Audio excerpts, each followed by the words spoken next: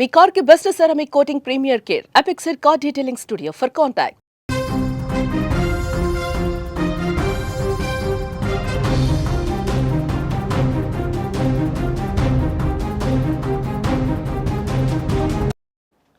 విశ్వనగరం హైదరాబాద్ ఇప్పుడు విష వాయువుల నగరంగా మారుతోందా? ఇన్నాళ్లు కేవలం ట్రాఫిక్ ఇబ్బందులతో సతమతమైన భాగ్యనగరం ఇప్పుడు పీల్చే గాలి కోసం కూడా యుద్ధం చేయాల్సి వస్తోందా? అవును, ప్రస్తుతం హైదరాబాద్ నగరవాసుల పరిస్థితి చూస్తుంటే ఇదే అనిపించక మానదు. తెల్లవారుజామున వచ్చే స్వచ్ఛమైన గాలి మృగ్యమైపోయింది. దానికి బదులుగా కంటికి కనిపించని ధూళి కణాలు ఊపిరితిత్తుల్లోకి చేరుతూ ఉన్నాయి. నిన్న మొన్నటి వరకు ఢిల్లీ లాంటి నగరాల్లోనే చూసిన ఈ సీన్ ఇప్పుడు మన భాగ్యనగరంలోనూ రిపీట్ అవుతుంది అంటే ఎవరన్నా నమ్మగలరా? హైదరాబాద్ నగరంలో వాయు కాలుష్యం ఇప్పుడు ప్రమాద ఘంటికల్ని మోగిస్తోంది. నగరంలోని గాలి నాణ్యత సూచిక అంటే ఎయిర్ క్వాలిటీ ఇండెక్స్ ఏకంగా 220 మార్కును తాకింది. గాల్లో ఉండాల్సిన PM10 మరియు PM2.5 వంటి సూక్ష్మ ధూళి కణాల స్థాయి సాధారణం కంటే రెట్టింపైపోయింది.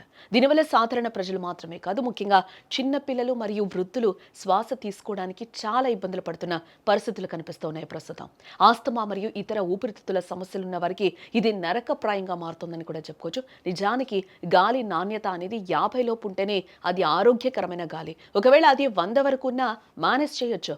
బట్ ఇప్పుడు అది 200 దాటిపోయిందంటే పరిస్థితి ఎంత తీవ్రంగా ఉందో మనం ఒకసారి అర్థం చేసుకోవాలి.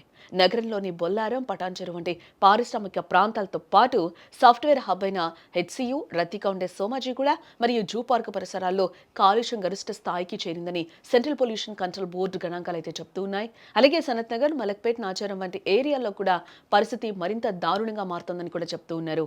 పారిశ్రామిక వాడల నుంచి వెలువడే పొగ, వాహనాల రద్దీ వల్లే ఈ పరిస్థితికి ప్రధాన కారణమని JNTU పర్యావరణ విభాగం అధికారులు అయితే చెప్తూ ఉన్నారు. రానున్న చలికాలంలో కాలుష్య తీవ్రత మరింత పెరిగే అవకాశం ఉందని కూడా నిపుణులు ఇప్పటికే అంచనా వేస్తూ ఉన్నారు. ఈ నేపథ్యంలో వృద్ధులు, చిన్నారులు వీలైనంత వరకు ఇళ్లకే పరిమితం కావాలని, అత్యవసరమైతే మాస్కులు ధరించి బయటకు వెళ్లాలని కూడా వైద్యులు ప్రస్తుతం సూచిస్తున్న పరిస్థితులు కనిపిస్తూ ఉన్నాయి. ఈ కాలుష్య కోరల నుంచి బయటపడాలంటే ప్రజలు బయటకు వచ్చేటప్పుడు తప్పనిసరిగా మాస్కులు వాడాలి. ముఖ్యంగా ఉదయాన్నే వాకింగ్కు వెళ్లేవారు కాస్త జాగ్రత్తగా ఉండటం చాలా మంచిది. అలాగే కళ్ళు మంట పుట్టడం లేదా దగ్గు వంటి సమస్యలు వస్తే వెంటనే డాక్టర్ని అయితే ఖచ్చితంగా సంప్రదించాలి. ఇళ్లలోనే ఉంటే ఎయిర్ ప్యూరిఫైర్ల వాడకం కూడా బెటర్ అని వైద్యులు సూచిస్తూ ఉన్నారు.